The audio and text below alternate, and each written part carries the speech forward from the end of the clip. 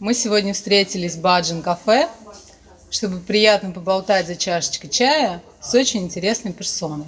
Анна Им – профессиональный композитор, звукорежиссер, аранжировщик, автор песен, певица и педагог по вокалу. Создавала музыку и песни-саундтреки для игр, реклам, трейлеров, веб-серий, 3D-мэппинг и лазерных шоу. В том числе голливудский актер Джозеф Гордон-Левитт использовал ее треки в своем телевизионном шоу «Hit Record». Анна выступает на концертах с поп-хитами, авторскими песнями и ведическими мантрами сольно и с группой музыкантов.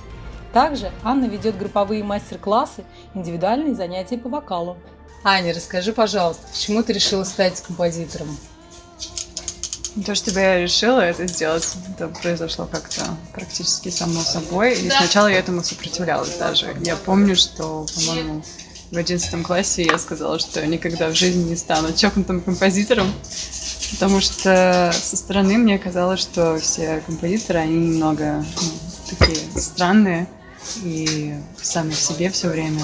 Но обычно почему-то в моей жизни то, чем я больше всего сопротивляюсь, в итоге это то, что мне нужно. Если вкратце, то я все время занималась музыкой и училась играть на разных инструментах, на фортепиано, на гитаре, на ударных инструментах.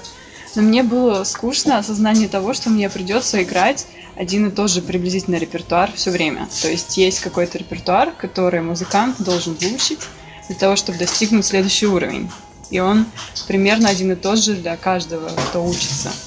И вот это само осознание, что я буду все время одно и то же делать, мне было скучно. А также я не понимала, как можно выбрать только один инструмент, потому что я любила все. И поэтому в итоге я стала сочинять и, скажем так, вот эту свою любовь ко всем инструментам проявлять через композицию. Аня, как в целом музыка и песни влияют на человека?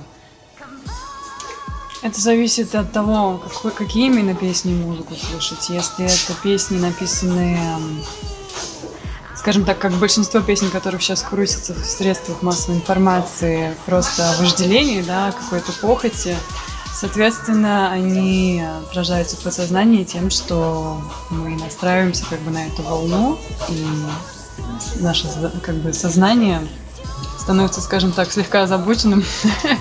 И в то же время, если музыка написана в состоянии возвышенном более, если человек пытается чувствовать себя инструментов высших сил, то эта музыка способна пробуждать в человеке его наилучшие качества, наивысшие качества, да, то есть качества души, которые, возможно, в нем спят, а возможно, уже начали просыпаться, то есть поддерживать его, вдохновлять. Пение – это вообще, как считается, естественным состоянием души, то есть, как говорят, душа поет. Это означает, что каждый человек хотел бы петь и быть счастливым, да, то есть проявляться в творчестве. Ну, то есть, если вкратце, то музыка может влиять в любую сторону подсознания, сознания человека. Это зависит от того, в каком настроении она была написана и что она передает, да, за собой.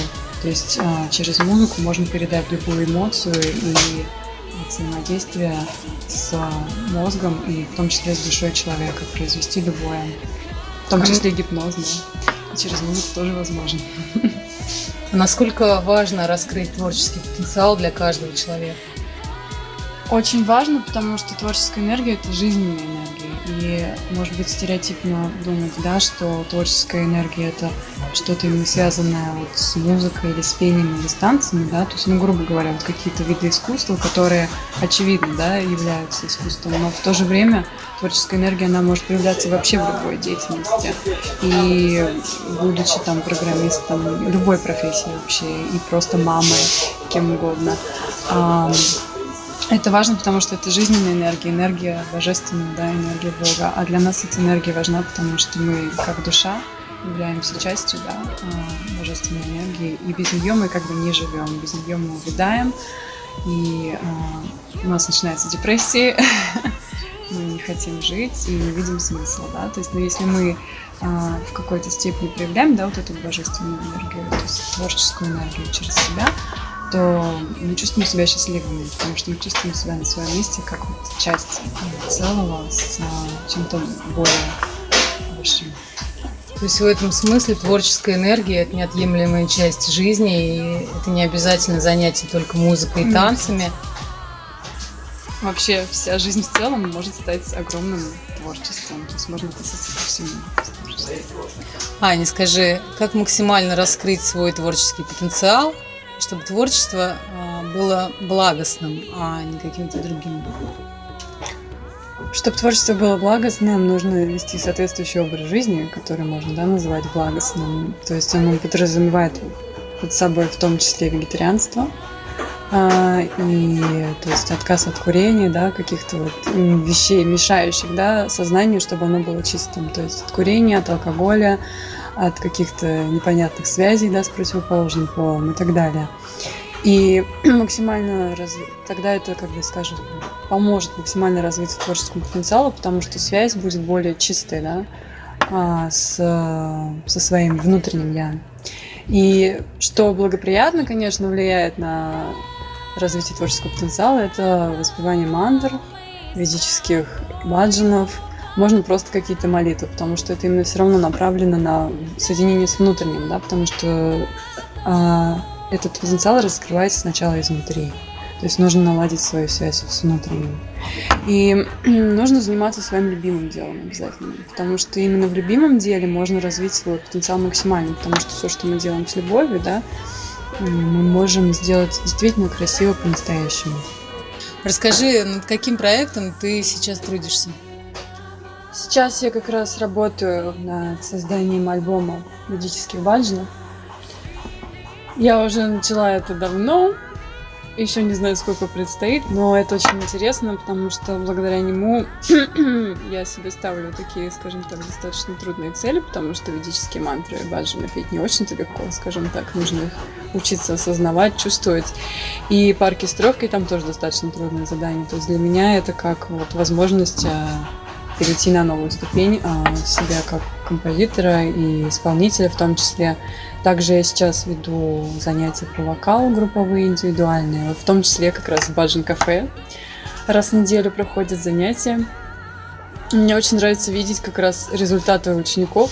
Мне кажется, они меня вдохновляют даже, по-моему, больше, чем их самих. Когда они начинают петь по-новому, раскрываются, и как это помогает тоже им в жизни, и говорить более свободно, и красиво, и уверенно, и петь, если где-то нужно будет, может быть, домашние обстановки и так далее. А вот сейчас на слуху еще есть такое понятие ведические мантры тоже. Что это? Мантры — это специально подобранные, скажем так, звуки, которые направлены на очищение ума. И благодаря постепенному очищению ума мы тоже способны более воспринимать уже как раз в том числе и творческая энергия у нас, да, улучшается, поскольку мы очищаем свой ум, он становится более спокойным, более уравновешенным, более сконцентрированным. То есть это вот как сейчас модно, например, вот эти все там силы мысли какие-то контролировать до исполнения желаний и так далее. Есть, в принципе, мантры тоже, которые способствуют исполнению конкретных желаний, да, в ведической культуре. То есть это как какое-то заклинание? Ну, можно сказать и так. Волшебное заклинание, конечно. То есть, в принципе, целый раздел для тех, кто хочет достичь каких-то определенных результатов, например, в том же самом творчестве или знании, или богатства, или там получить какого-то супругу, там детей и так далее. Есть определенные как бы мантры, вибрации которых, да, при повторении способствуют настройке именно на вот эти вот как бы на привлечение вот этих ситуаций. Веды — это, можно сказать, как инструкция по применению Вселенной. То есть Бог очень добрый, Он оставил, можно сказать, нам инструкцию по применению Вселенной, да, даже кто-то там, не знаю, пылесос изобрел, он оставил нам, как им пользоваться. Также есть инструкция по применению Вселенной, да, Веда. И каждому из нас дается возможность, да, осуществить какие-то свои желания. То есть есть мантры для осуществления различных желаний, опять же, да. Вот, и мы можем, скажем так, все попробовать, что нам нравится, и прийти в итоге к тому, что нам приносит наивысшее счастье. Ну, а для каждого это как бы свой путь. Он пробует разное получать результат. С нами была Анна Им. Всем спасибо. До Мы свидания. чокнемся. Испортила. Когда концерт устраивали, я все время, знаешь, таким серьезным лицом, это же все важно, это все серьезно, смеяться нельзя. То есть у меня такой вид, такой, знаешь, прям постоянный.